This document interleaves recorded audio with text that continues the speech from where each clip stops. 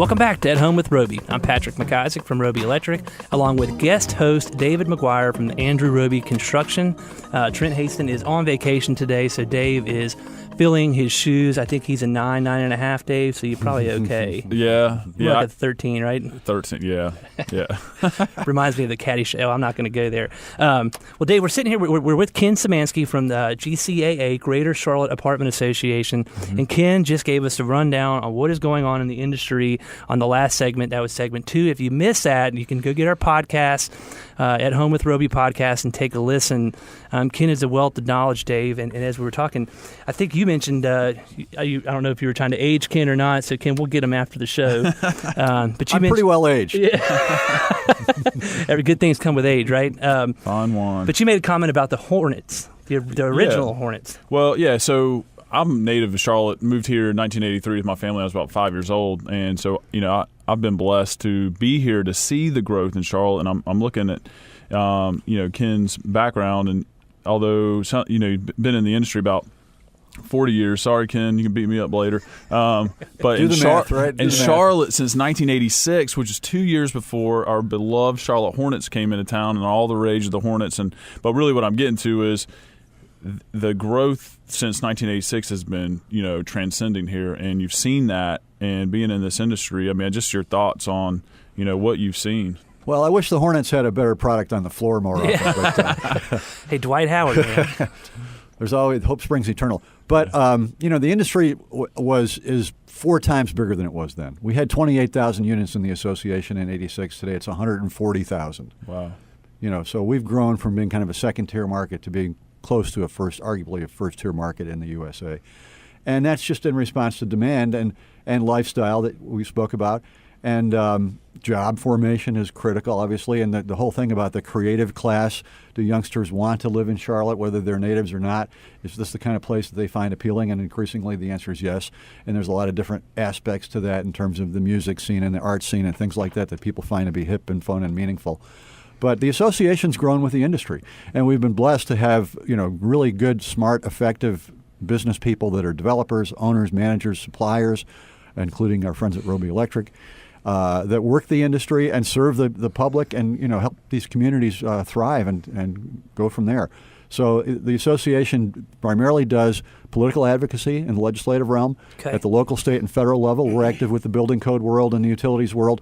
We do information and education programs where we educate maintenance, leasing managers, and we provide networking and information opportunities at events and through websites and other opportunities to learn about the industry and learn about the people in the industry. Well, Ken, and I will say this. I joined, I think it was in February or March, and we were connected by Jennings Snyder at Cinco. And the organization is so organized and well run.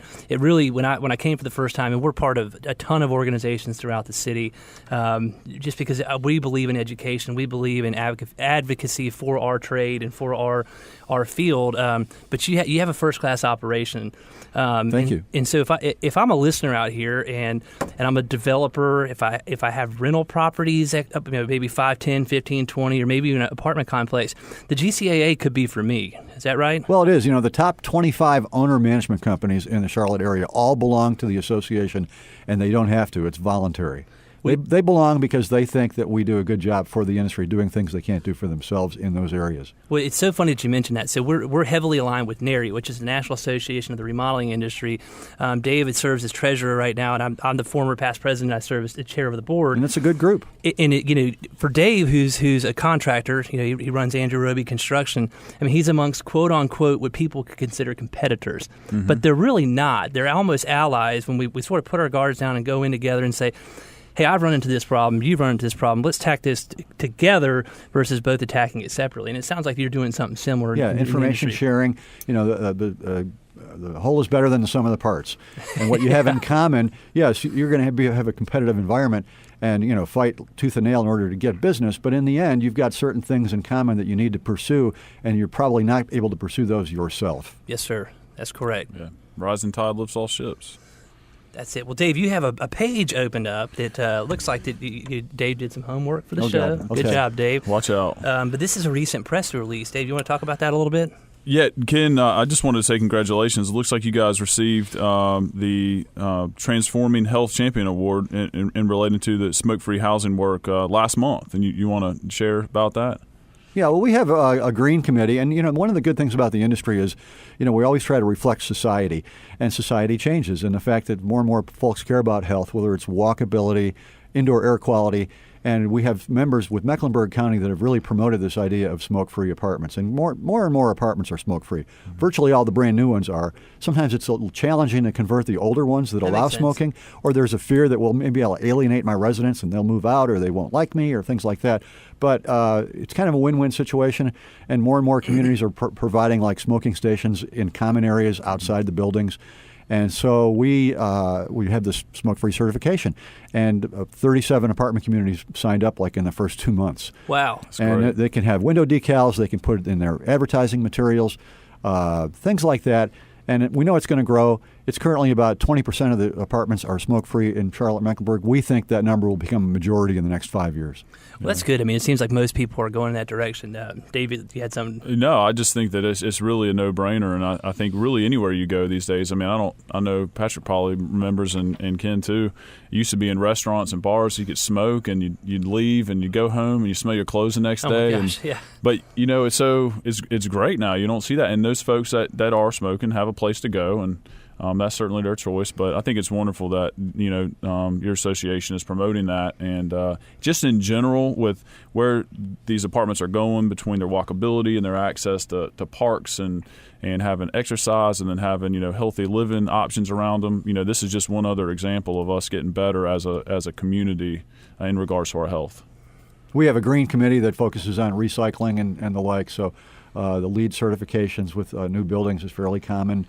And so more and more consumers like that, and it's a great thing to embrace because we're all about the living environment, which includes the totality of the experience. No, I mean, you're right. So again, if I'm an apartment owner out there, and maybe I'm unfamiliar with what you all, the GCAA offers, I mean, it's great. I mean, I don't know how to become green as an apartment owner, right? Maybe I don't. If I have 10 units in a small space and I'm new to the industry, they could come in theory, learn from your group or your green committee, or find a mentor within the group that could really help take them along and bring their business to the next level. That's right. And that happens frequently. And that's some owners consider that networking to be the number one advantage, is to pick other people's brains and to learn and to implement that in their own corporate culture.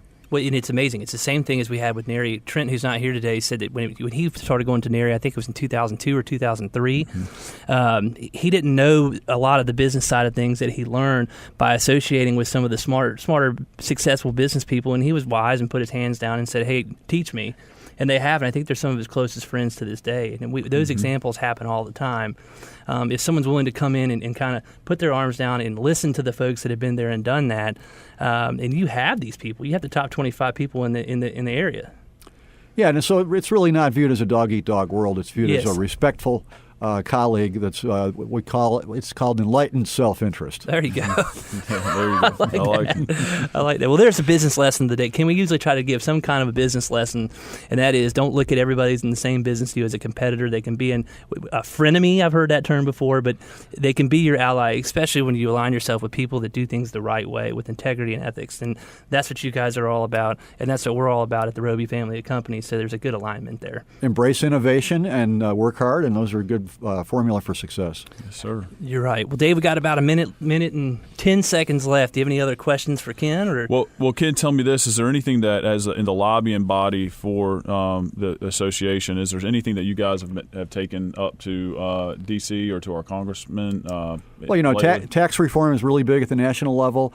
At the state level, we've done a lot of things with water conservation and efficiency with water sub-metering. It used to be unlawful in North Carolina. Now it's very common for residents to have their own meter and their own bill, which instills conservation.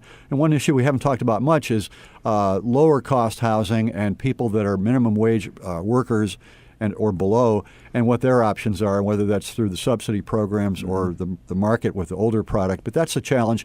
All elected officials care about that. All neighbors care about that. Sometimes it's not in my backyard. There's opposition to it. But that's part of the world that we're part of, too. Sure. Well, so great. So if you're interested in learning more about the Greater Charlotte Apartment Association, check them out. It's Greater, spelled out GREATERCAA.org, greatercaa.org. Ken's there. I'm sure you can probably hit him up on an email if you need to or want to talk further. But Ken, we appreciate you being on the show. You're listening to At Home with Roby. We'll be right back.